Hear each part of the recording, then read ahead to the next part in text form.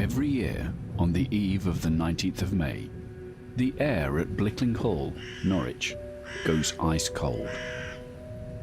In a centuries-old tale, on this night, the spectre of Anne Boleyn makes contact with our earthly realm. The line between the spirit world and ours becomes ever more porous.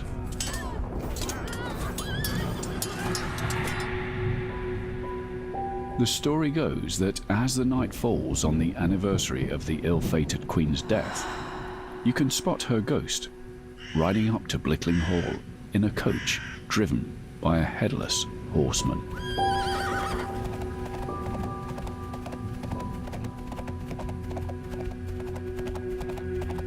Anne is seen, dressed in pure white, slowly being drenched in blood from holding her screaming, decapitated head. As the phantom horses gallop towards the Great Hall, suddenly they disappear into thin air.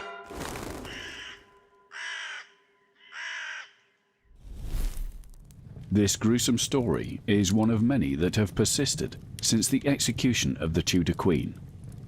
Her restless spirit has earned the title of the most travelled ghost in England, a country notorious for centuries of horrible history and haunted locations.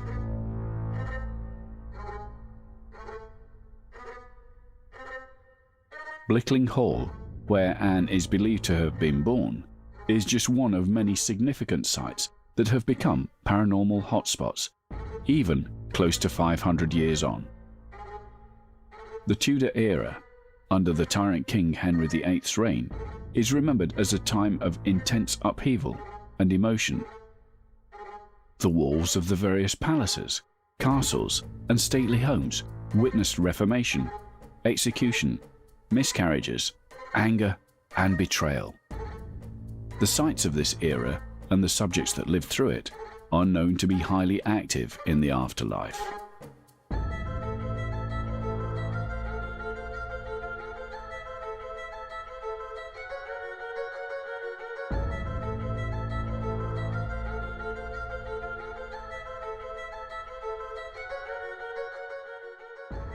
Anne Boleyn is believed to have been born in 1501 at Blickling Hall. The ghost of Anne is the only part of the original property that remains to this day. She spent her childhood living alongside her parents and siblings at Hever Castle in Kent.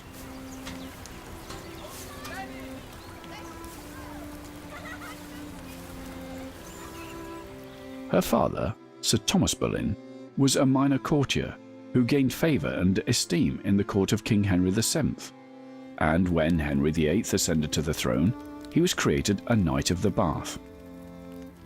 With a talent for foreign languages, Thomas rose to prominence in the court of Henry VIII. He became one of his leading diplomats and politicians, often sent on diplomatic missions to France. Through these connections, Thomas Boleyn sent Anne to be educated at the court of Margaret of Austria. Anne was born a traditional Catholic in a traditionally Catholic family. But her father was a diplomat abroad and he was able to secure her coveted positions at two European courts. Firstly, at the court of Margaret of Austria, who was famed for educating women, and then also at the court of France, where Anne was exposed again to new ideas and new ways of thinking. This was a vibrant Renaissance court. In October 1514, Thomas Boleyn arranged that Anne would attend Henry VIII's sister Mary, who was about to marry Louis XII of France. Though Louis XII dies only a few months later and Mary returns to England, Anne remains at the court of the new French queen, Claude. She makes acquaintances with Claude's sister-in-law, Marguerite de Navarre, a patron of humanists and reformers. She was an author and wrote many books on Christian mysticism and religious reform. Though these works land her in violation of the heresy laws, Marguerite's status as the king's beloved sister shielded her from prosecution. Many historians suggest that Anne's radical reformist views likely stemmed from her acquaintance with Marguerite, Anne was exposed to these ideas which questioned the centrality of the papacy and also which championed the reading of the Bible in the vernacular, in people's own language. This really gave power to people to make their own decisions rather than having religion foisted upon them by a third party. So whilst these ideas may not seem radical to us today, they certainly were at the time when Anne was exposed to them. It's 1522, and war between England and France is imminent. The 21-year-old Anne returns home. She joins the English court, where her sister, Mary Boleyn, has become the king's mistress, despite being married to William Carey, a wealthy and influential courtier. Like many kings before him, Henry VIII took mistresses. He doesn't appear to have spent much time with them. They tended to be short and very discreet affairs, and Henry VIII tended not to acknowledge them either. It is believed by many that at least one of her children were fathered by the king, and not her husband. But Henry soon tires of her, and Mary is discarded. Anne joined the royal court and is in the employ of Queen Catherine as a maid of honour. She turned many heads at court, garnering considerable popularity. She stood out from the rest of the court in her distinct French dress. Her wit and charm inspired laughter and spirited conversation. Eventually, she even caught the king's eye. He wanted her to be his mistress.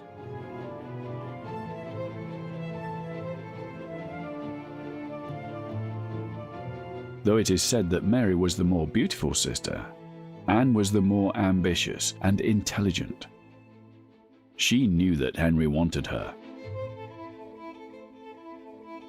Having observed how the king abandoned his mistresses once he tired of them, Anne was adamant that she would not be the next. She really rebuffed Henry's advances until she got to the point where Henry offered her a legitimate path, a hand in marriage, and a crown. She knew that it was only through marriage that she and her family would gain the respect and power they desired. She was insistent. If he were ever to have her, it would be as his wife and queen. She was not prepared to throw herself away as a mistress to the king. And part of the reason for this may well be that she has seen firsthand what happens to the king's cast-off mistresses, because her sister, Mary Boleyn, had been the king's most recent mistress. She was the king's lover for several years, may or may not have borne him children, and when the relationship ends and Henry tires of her, he simply discarded her. Mary Boleyn got very, very little from her relationship to Henry VIII. Anne's home of Hever Castle becomes the site of Henry's persistent courting.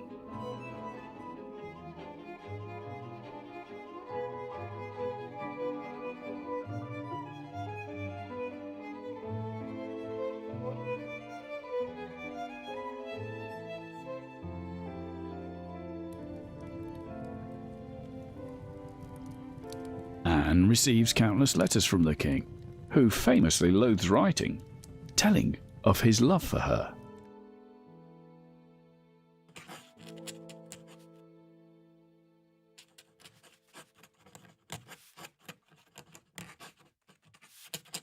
Henry VIII bombarded Anne with a number of love letters.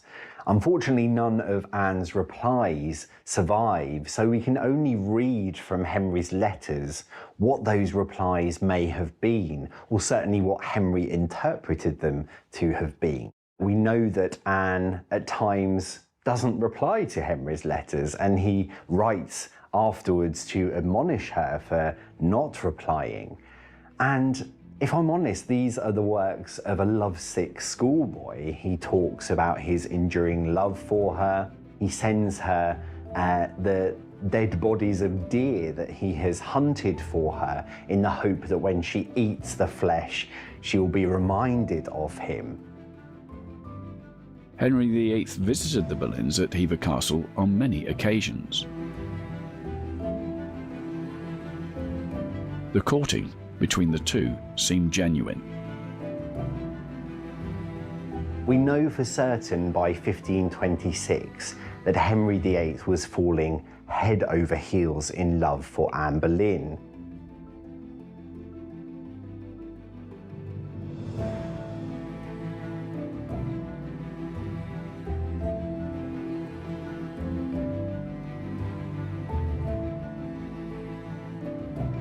There is no doubt that Henry adored Anne.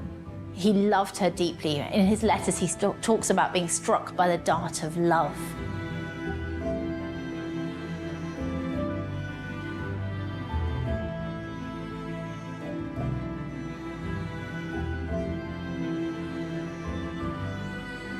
Anne's ghost is known to roam her childhood home and gardens. However, unlike the gory nature of Blickling Hall, Anne here is described as peaceful. Her ghost is often seen at Hever Castle around Christmas, her favourite time of year.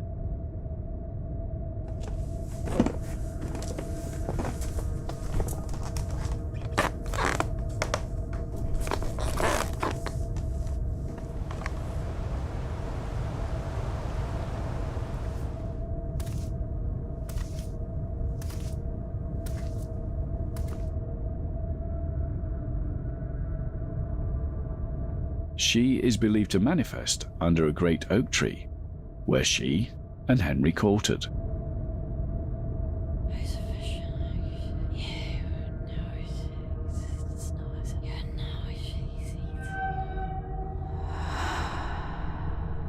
Other reports have spotted her silently drifting over the River Eden Bridge.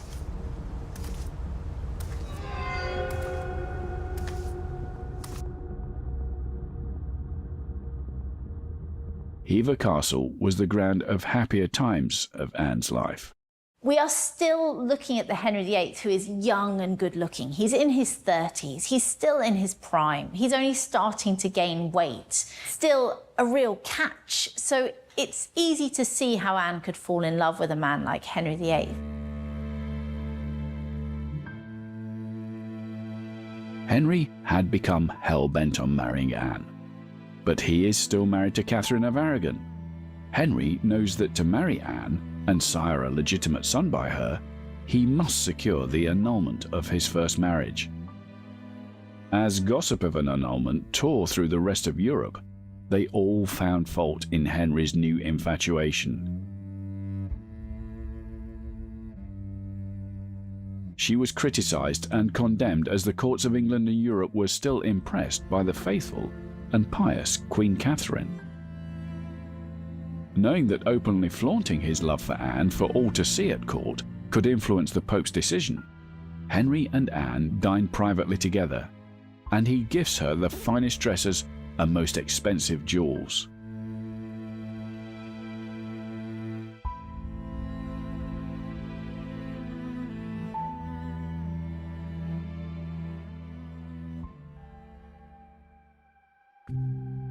When Catherine and Henry were first wed in 1509, Henry had to appeal to the Pope for a dispensation to marry her, as, under canon law, his brother's wife had become his sister.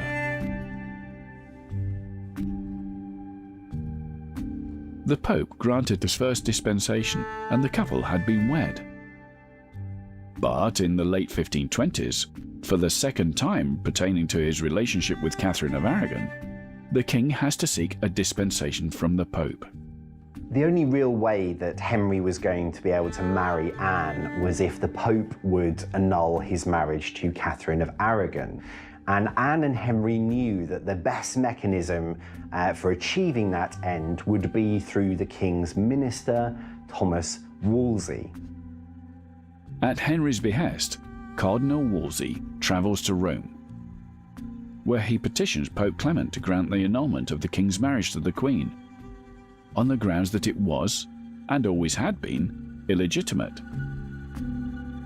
Know that Anne and Wolsey had something of a tempestuous relationship. We know that earlier in her life, Anne had romantic attachments to Henry Percy, and we know also that Wolsey had broken off that match.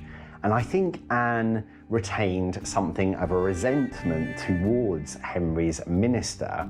However, Anne was prepared to be pragmatic because she knew that Wolsey was the best mechanism by which they were going to be able to marry.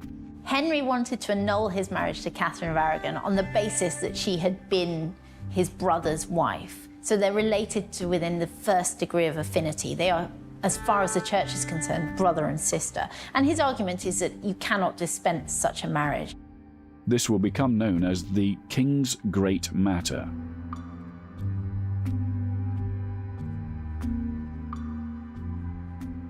What is quite ironic is that when he first sends to the Pope to request his annulment, his messenger also has a second request for a dispensation to allow him to marry a woman within the first degree of affinity to him. And this is because his sexual relationship with Mary Boleyn has created the same relationship between him and Anne that exists between him and Catherine of Aragon. So it's an ironic point, but I think it also demonstrates very, very clearly that his reasons for annulling the marriage to Catherine were not sincere, and that actually he wanted rid of her because he wanted to marry Anne Boleyn. As a result of the sack of Rome in May 1527, the Pope is currently a prisoner of Charles V, who is vehemently against the annulment, as is Queen Catherine herself. Charles V, the Holy Roman Emperor, is Catherine of Aragon's nephew, and he has told the English ambassadors that he will defend the Queen's just cause. It is an affront to the imperial royal family that Henry is attempting to annul the marriage to the Emperor's aunt, because effectively what he's saying is that instead of being his lawful wife, Catherine has been his concubine for the past almost 2 decades, and that is incredibly insulting to Charles and his family. Caught between the wills of two powerful kings, the Pope delays his decision as long as possible.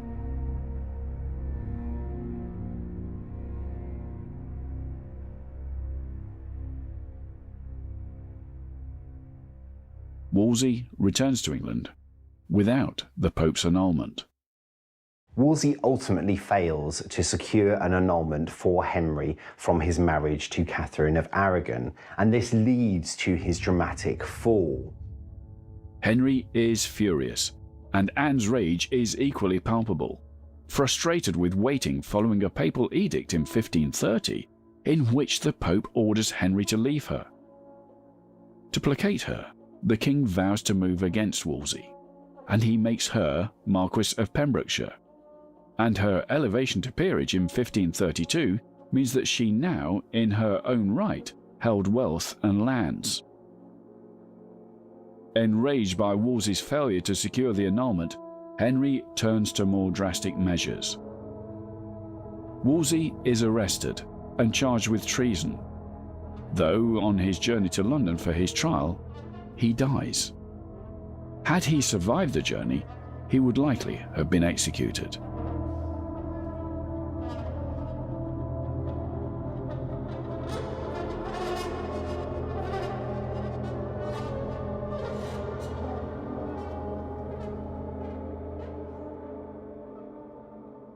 Back at court, Thomas Cromwell, one of Henry's key ministers, proposes a new plan to grant Henry's divorce: Reformation. Anne and Cromwell's shared reformist views make them indomitable allies, and so begins the break from Rome, fueled more by political affair than theological dispute. Having installed himself as the supreme head of this new church in England, Henry grants his own divorce and begins preparations to marry Anne Boleyn.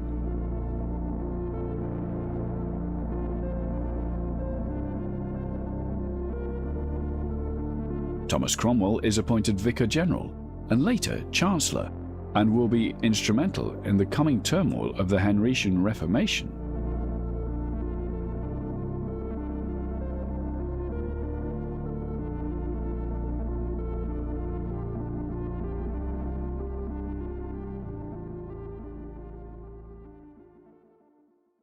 As Queen Catherine is stripped of her titles and exiled from court, the new Queen Anne Boleyn receives a lavish coronation.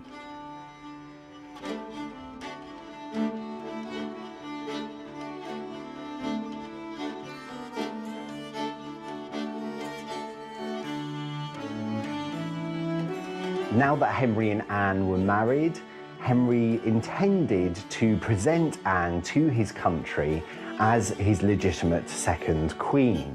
So he affords her an almost more lavish coronation than his own.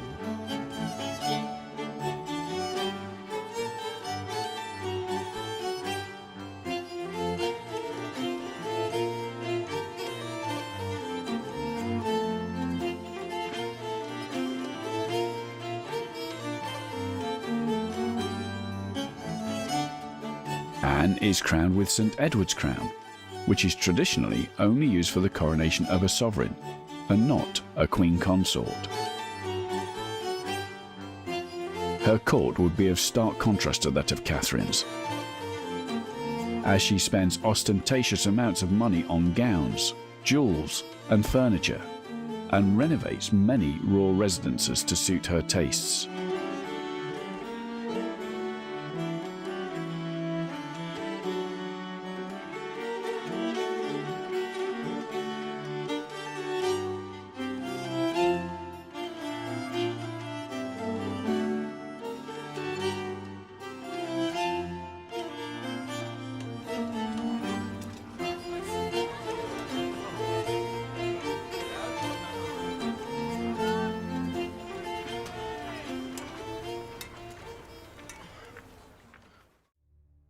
Henry's break with Rome causes the monarch to fall in the public's esteem,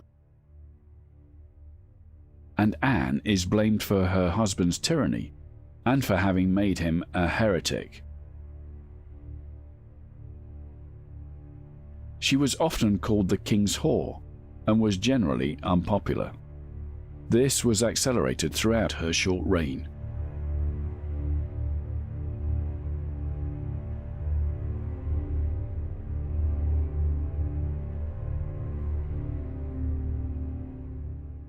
New royal apartments were built for Anne Boleyn at Hampton Court Palace, Henry VIII's favoured residence. Throughout the next 3 years, symbols of the king and queen's love adorned the palace. Initials of intertwined A and H were inscribed throughout. The Boleyn coat of arms and carvings of the Boleyn falcon further cemented Anne's seemingly unchangeable position in the monarchy.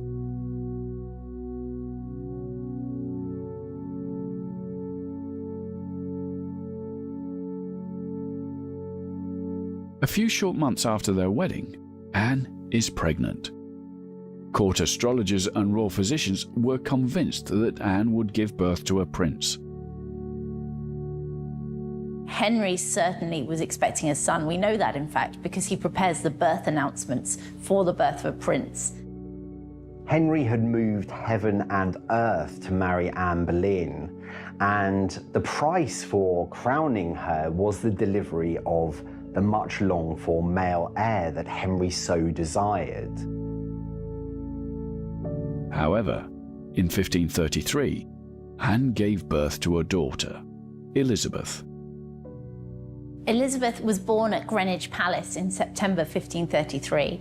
She's the first child of Henry VIII and Anne Boleyn, the first since the break with Rome. Unfortunately for her parents, of course, she is a girl, and the birth announcements are amended to add an S to say princess.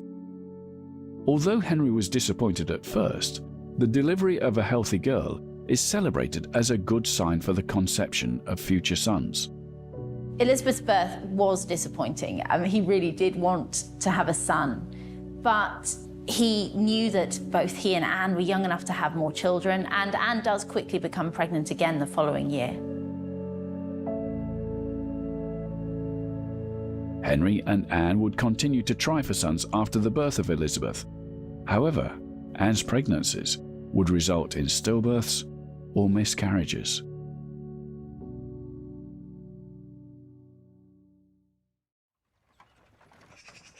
On the 8th of January 1536, the death of Catherine of Aragon had reached the monarchs.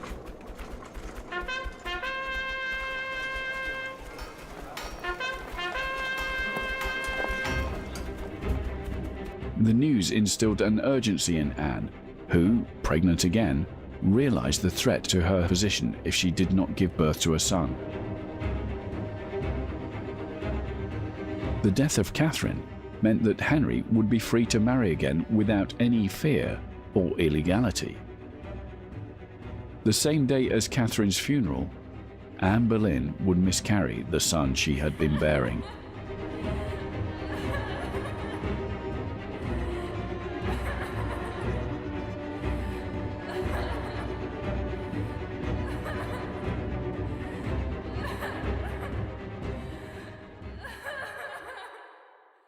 It was still not the end for Anne Boleyn. There were signs that Henry was still committed to the relationship. That Easter, for example, he finally secured the recognition of the imperial ambassador Eustace Chapuis of Anne's queenship. This was a high point for Anne, but she also had proved unable to secure her brother's election to become a Knight of the Garter, which again shows that her relationship with Henry was in decline. Her previous ally, Thomas Cromwell, is said to have a key role in her downfall. Cromwell came to realize that while they possessed similar ideologies surrounding the Reformation, their methodology couldn't have been more at odds. Anne's downfall happens very, very quickly, and certainly Thomas Cromwell is deeply involved. He had quarrelled with Anne in the weeks leading up to her fall. She'd been heard to say that she would have his head. Following her miscarriage, Henry's frustrations had reached a boiling point. He no longer believed that Anne would be the one to give him the male heir he was obsessed with.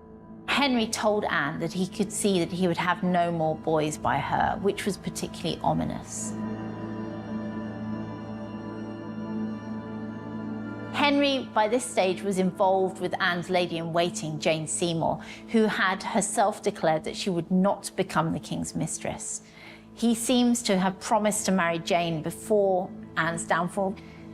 He wanted rid of Anne Boleyn.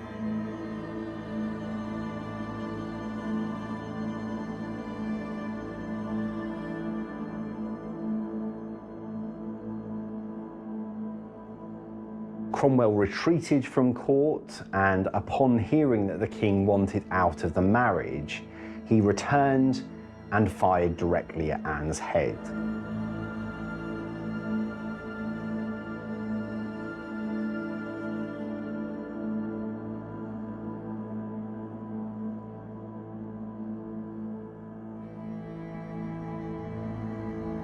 Anne is arrested and charged with adultery, incest, and treason. There is no evidence for this, but Anne is tried, found guilty, and ordered to be executed. The charges against Boleyn are thought to be wholly fabricated by Cromwell as a result of their ongoing rivalry.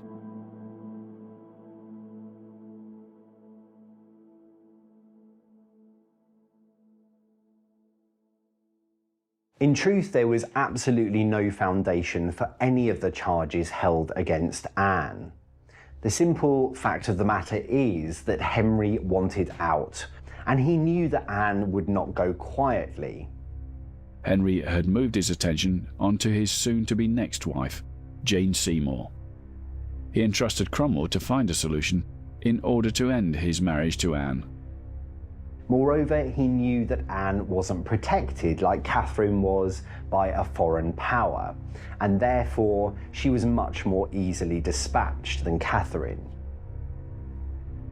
The apartments in Hampton Court Palace, intended to house Anne after her coronation, were still under construction when Anne was due to be executed.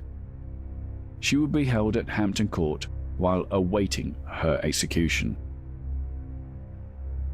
After Anne's death, Henry wanted her existence wiped off the face of the earth, starting with her impression at Hampton Court Palace. Her portraits were destroyed, the apartment initials were changed, and all Boleyn family symbols were removed.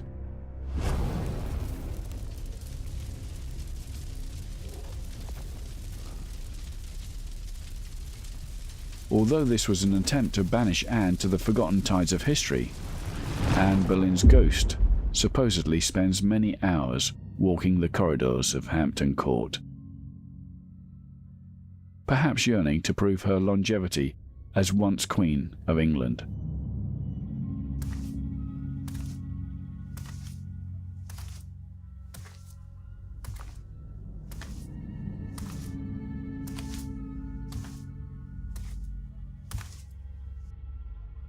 Accounts say she is wearing a blue or black dress and screaming.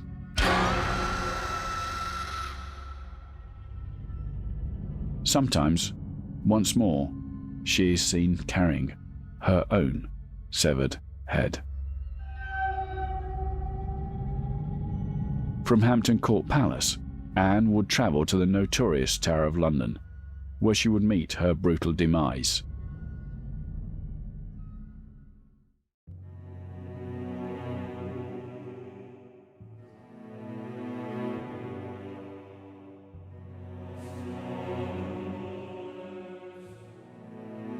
The Queen awakes alone on the morning of the 19th of May. The winter chill has given way to a warm spring breeze. From the windows she can hear the flow of the Thames, the chatter of crowds, and the cawing of crows.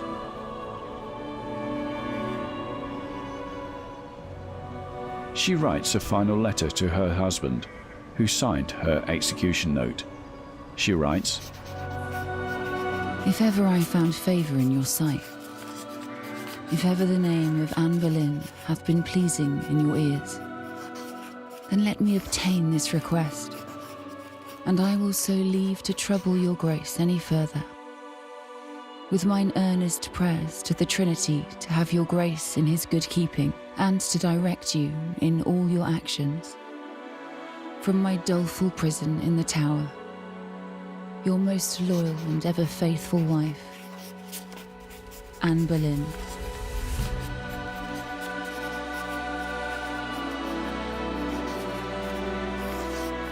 Calmly, she dresses with the help of her ladies.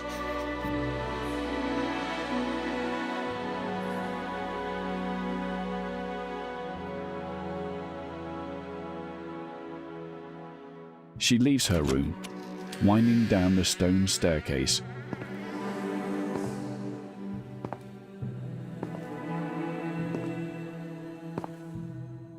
Onto Tower Green and up the wooden steps to the scaffold.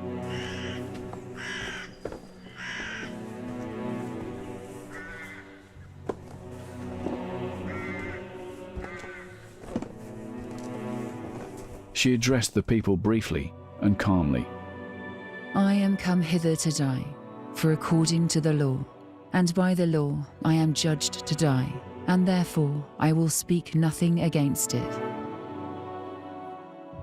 I am come hither to accuse no man, nor to speak anything of that, whereof I am accused and condemned to die.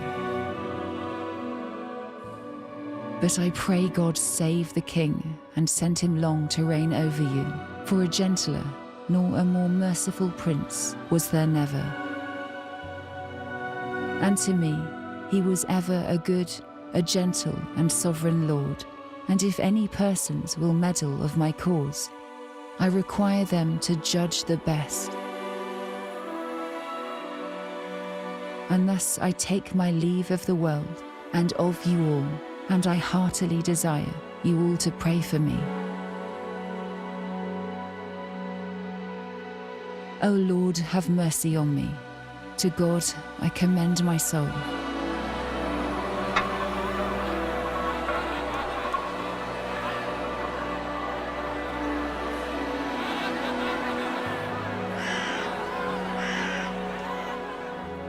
But what Anne doesn't do in this moment is admit her guilt. This was expected of someone at the point of death.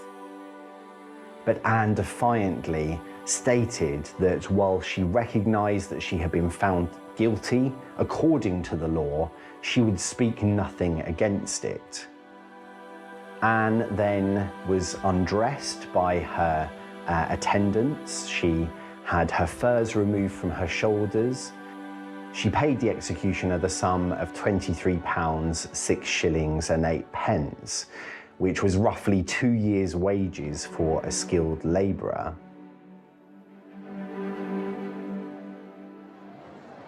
Anne then knelt into the straw and one of her ladies blindfolded her.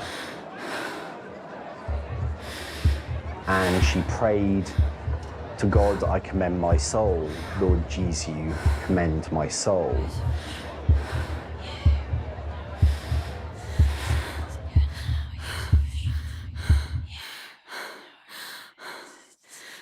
In a single stroke, the executioner's sword beheaded Queen Anne Boleyn.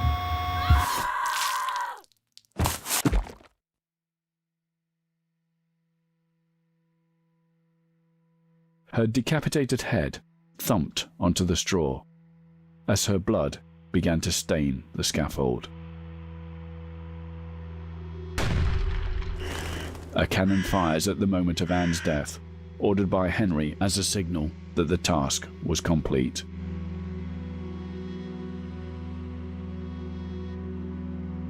Although Henry had planned every aspect of Anne's execution, he failed to plan the details of her burial. One of the women who accompanied Anne to her execution covered her severed head with a handkerchief.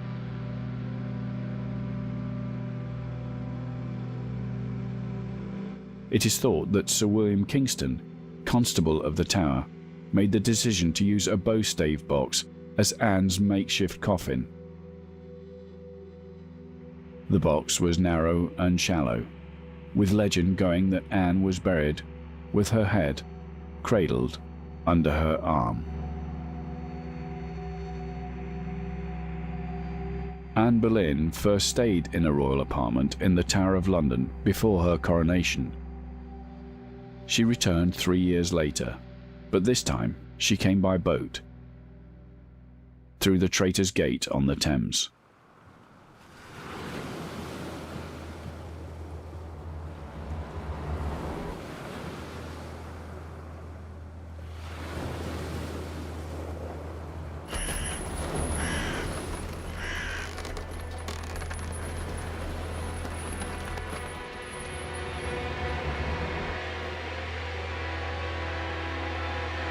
In the centuries predating Anne's bloody execution, the Tower of London was always a site of notoriety.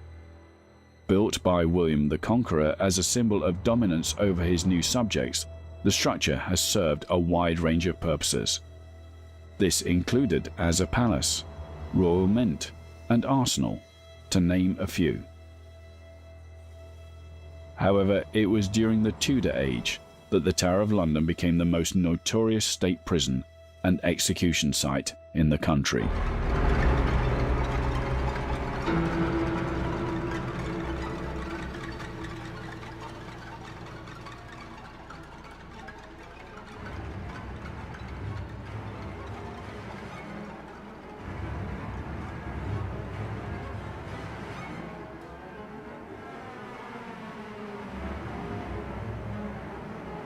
As it was a time of political and religious turmoil, torture devices were used freely by Henry VIII in the Tower. This included the rack, a torture device designed to stretch the victim's body until their limbs were dislocated and ripped from their sockets. The Tower was famed for its shocking executions of notable people, including Queen Anne Boleyn.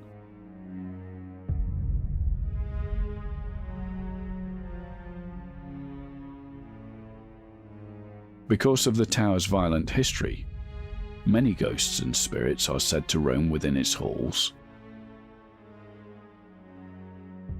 It is no surprise that the site where Anne Boleyn met her end is perhaps the most famous for accounts of paranormal apparitions.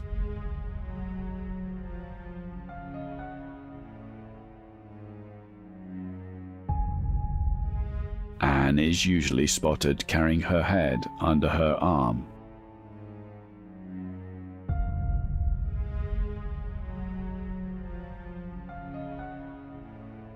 As if she had stood up after her bloody execution at Tower Green and picked it up immediately.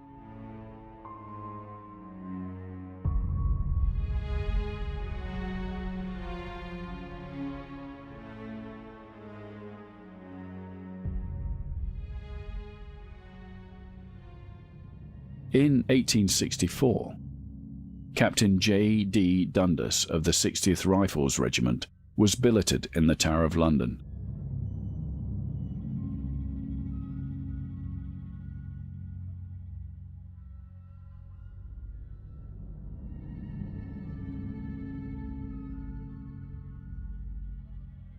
As he looked out the window of his quarters, a guard below in the courtyard caught his eye. He was acting strangely. He seemed to be challenging something in front of the lodgings where Anne had been imprisoned.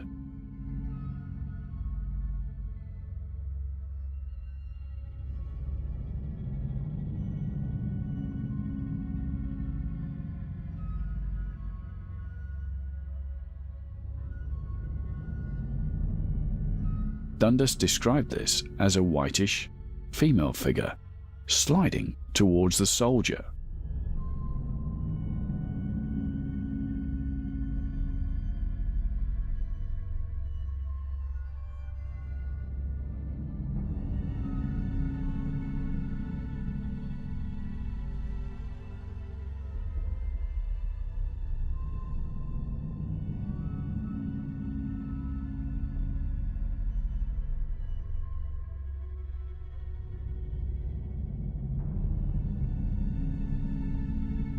It is said that later the guard would describe the figure as a woman wearing a bonnet that didn't appear to have any head inside it.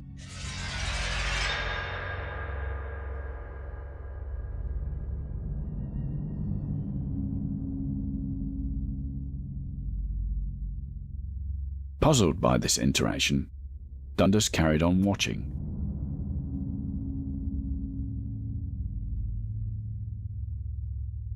In the courtyard, distressed, the guard charged towards the figure with his bayonet.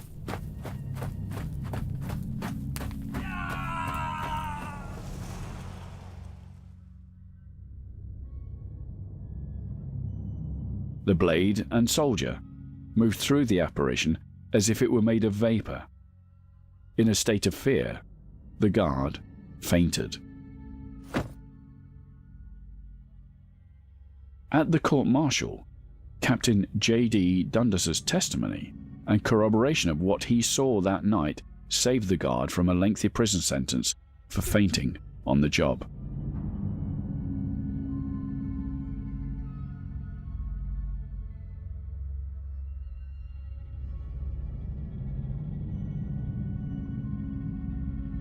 Another account from the Tower of London tells of a captain of the guard on duty late one night. Out of the corner of his eye, the guard noticed a light flickering in the Chapel Royal.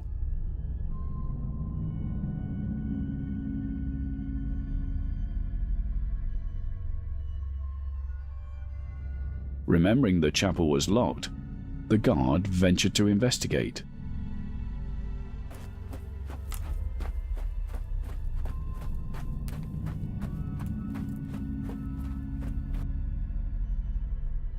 From the vantage point of a ladder, he peered into the stained glass of the chapel's window.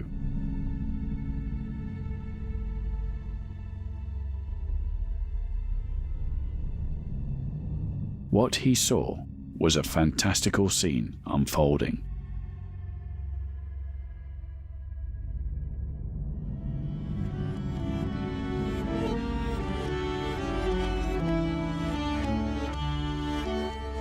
A procession of knights and ladies dressed in ancient costumes were pacing the chapel. From portraits of Anne Boleyn, the guard recognized the woman leading the march as the Tudor Queen. Soon enough, the tableau seemed to dissolve into thin air, leaving the guard shaken and confused about what he had just witnessed. From Blickling Hall to the Tower of London,